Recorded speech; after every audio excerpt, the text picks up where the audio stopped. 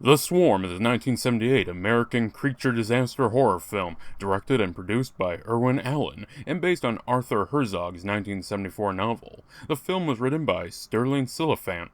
The concept of the film is that a bunch of killer bees have escaped into Texas and start causing havoc on a small town.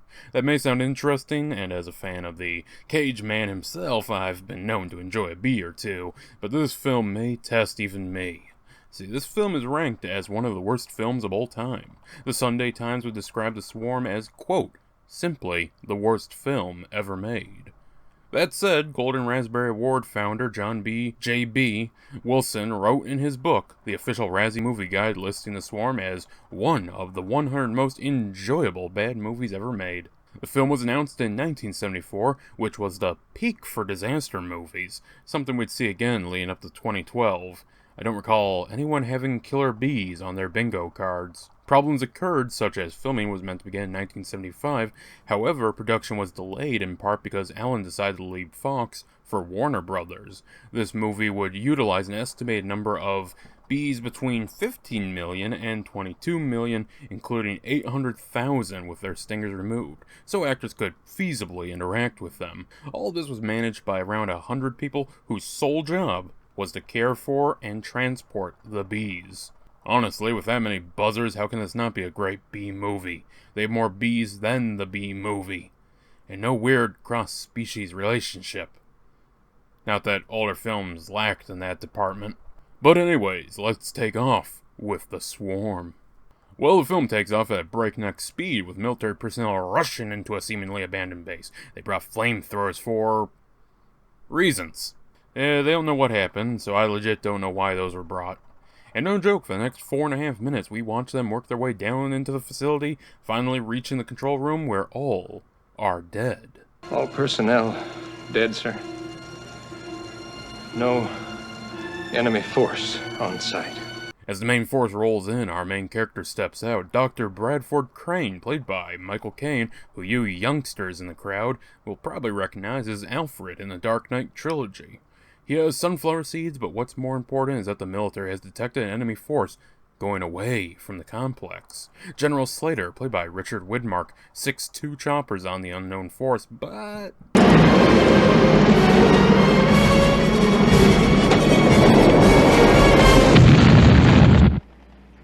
he's down, sir. well, General, at least you didn't lose to the emus. Well, keeping with the animal route, let's question Crane. Seems he's a real egghead and has been following the swarm. When it took him to this facility and he saw the gates were open, he moseyed on in, attempting to help those in need. But bees aren't that dangerous, unless they're African killer bees. You trying to cite him as your authority for being in this complex? Dr. Connors hasn't the foggiest idea whether I'm on, off, on top of, or under this complex. Seems Crane is going to be detained until they bring in one of the base's few survivors, Dr. Helena Anderson, played by Catherine Ross. She not only backs up Crane's story, but also adds to Crane's credentials. Also, I just want to point out this line. Our tests indicate that cardiopep normalizes irregular heartbeat. Now, wait a minute. We're not using experimental substances on these men. Some of you are laughing after hearing that. Or crying. Meanwhile, in the nearby countryside, the Durant family is having a nice little time setting up a picnic, and their kid Paul, played by Christian Jutner. Well, Paul, that's a cursed name for a kid, so...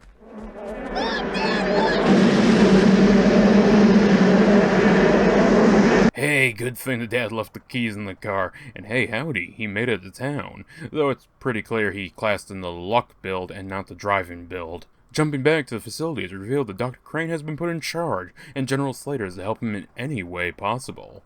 Crane has demands. He needs people, tools, supplies, and most importantly, his seeds. And while you're about it, could I have my leather pouch, please? The one with the sunflower seeds in it. This doesn't sit well with the general, who assigns Major Barker, played by Bradford Dillman, as the military liaison, namely to spy on Crane. Word of the child spreads fast, and Crane is quick to arrive. But just what is hurting the kid? Shock? Fear? Trauma? Worse.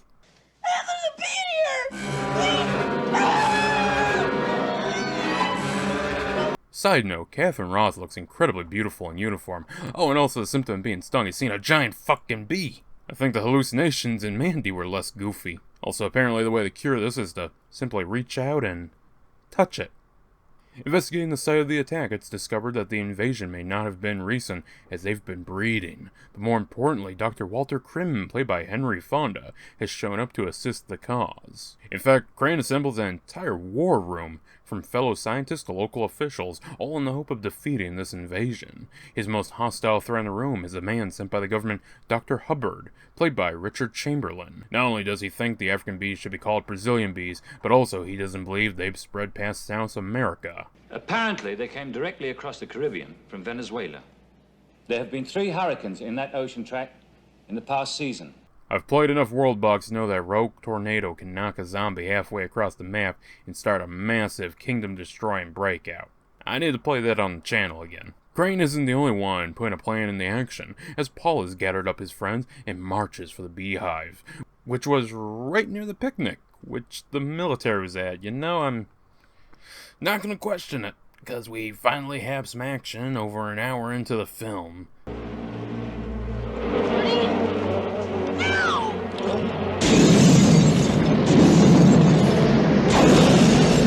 Well, Molotov wasn't very effective, so time to fall back and hunker down. Of course, the thing about bees is that when you aggro them, they attack any targets of opportunity. And there's a nice little town over yonder. Any stringer could have covered this story. You're wrong, Hal. This isn't just a story about a family killed by bees. Something else is going on around here. I can feel it. Well, the bees are coming. The alarms are blaring. Holy shit, I'm amazed this didn't get the film bumped up from a PG. Don't get me wrong, I don't think it's that brutal, and frankly, I say we should be able to kill kids in media. But given the time and the fact years later Postal would kill kids as a joke at Sensibilities, I'm just surprised and impressed. Crane and company take cover in a pantry, which is cool to buying them time, but Helena got stung at some point, and well, they say B-movie is in the eye of the beholder.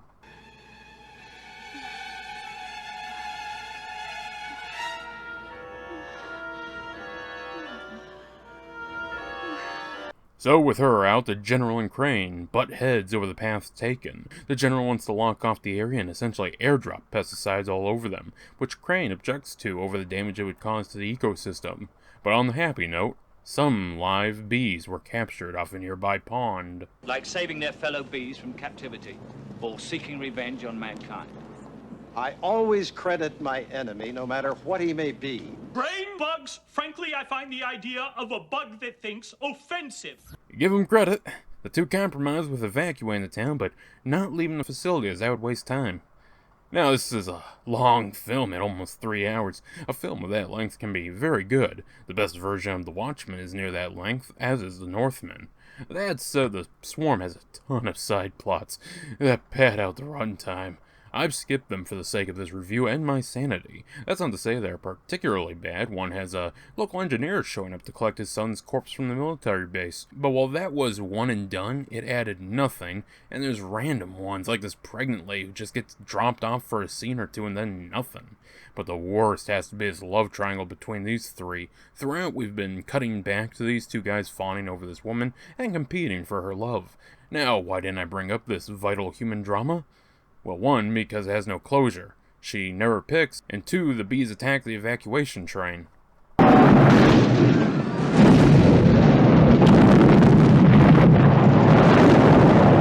So it's decided that pellets will be dropped to eliminate the bees, while not harming the local environment, somehow. But the bees won't touch the pellets. The bees just won't die, but Paul will. Well, things are desperate. The bees are on a path to Houston with several key locations in their path, including a nuclear power plant.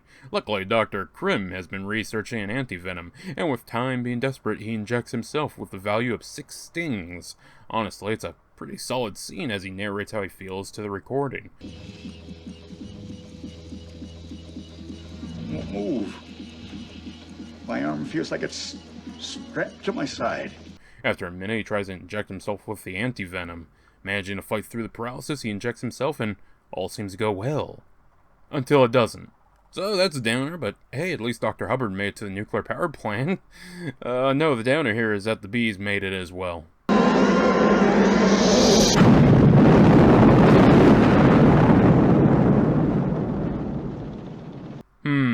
So 36,000 dead, and now the government is shutting down the operation. I mean, I lost way more lives than that in XCOM, and only Burkina Faso wanted to pull support. With the general, they lure the bees until they now evacuate Houston and drop poison on them. Well, Houston, we have a problem, as it turns out the bees have become immune to all pesticides. General Thaddeus Slater is your first officer in history to get his butt kicked by a mess of bugs. Hey, don't feel bad, General. The Australians lost to flightless birds. Also, about that seed. They're high in potassium, low in sodium. And as I said before, terrific. Well, with little choice left, the government decides to go scorched earth on the bees and burn them along with the entirety of Houston. It's been over 2 hours and there's barely 20 minutes left, but damn if this isn't the most enjoyable portion of the film. So while the town is cleansed with fire, Crane realizes the sound the bees are making is a feeding tune meant to gather them. But also Anderson is still being affected by the poison. And the fight in the streets isn't going well either. I legit don't know if that was safe or not. Well, hey, we finally know what they were doing at the military base. Turns out the sonic alarm is a near-perfect match for the bees' mating call. With this, they can lure the bees out of Houston, but the bees are already in the building and absolutely massacring everyone. Well, the bees and the idiots with the flamethrowers. Great job, guys. Doing good. Getting Helena, Crane escapes, but the general is taken out. Using sound buoys, they lure the bees into the Gulf and ignite the oil, burning them all to a crisp. Well, hey, over 40,000 people are dead, 2 towns are permanently destroyed, and who knows how much property damage. I say that's worth an upbeat outro tune, don't you? The Swarm was made on an estimated budget of $21 million, which itself was part of a $38 million budget for a number of films Irwin Allen had lined up. The film would gross $5,168,142 in its opening weekend over 1,200 theaters. Rentals in North America would earn the film an additional $7.7 million, but it was a financial flop. Despite the flop and universal negative reception, Paul Zasupanevich was nominated for the Academy Award for Best Costume Design. The film would premiere in the United States July 14, 1978. To my surprise, its latest release was actually a TV release May 30th, 2020. In Poland, of all places. Filming was done in Houston, with studio scenes being handled in California, as well as a handful of other locations in California.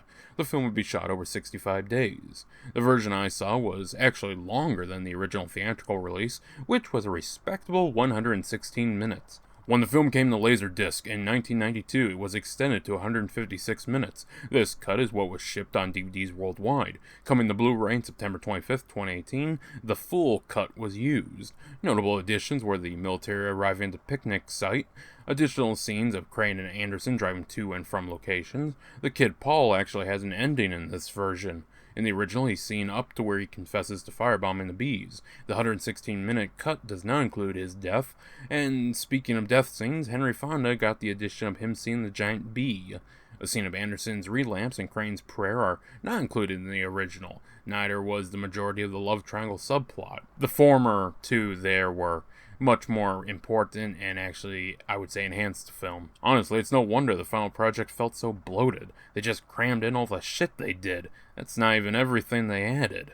The film ends with a special quote. The African killer bees portrayed in this film bear absolutely no relationship to the industrious, hard-working American honeybee, to which we are indebted for pollinating our vital crops that feed our nation. This may have been due to a potential cease and desist by the American Bee Association, citing defamation of the American honeybee. Irwin Allen was so distraught over the money lost that he outlawed any of his employees from mentioning the film. He even cut short an interview when the film was brought up. It was so bad that some accused the Swarm of killing off the disaster film genre.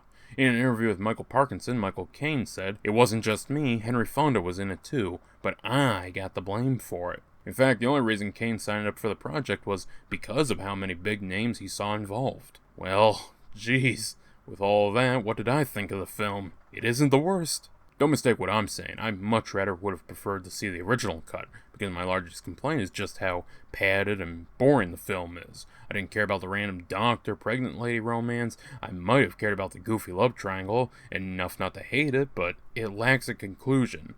Plus, they just kill all three off. Not to mention that even scenes that weren't altered, like the opening, take so damn long. Did we really need to spend close to 5 minutes watching dudes slowly walk through an empty base? Which, by the way, had no corpses, despite everyone insisting there were bodies everywhere. This film isn't horrible in the sense of acting, writing, or even effects.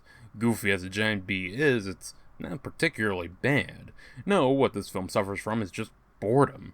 I suppose that's worse than being a bad film, but I can think of ones that were more of a slog or pain to get through. If this film ever gets a 4K release, I believe it would benefit greatly by including both the theatrical and full cuts of the film. When the movie has something going on, it can be campy fun, but there's such long stretches of nothing, I can't really suggest this film. All that said, I still can't call this top 100 worst film the whole time.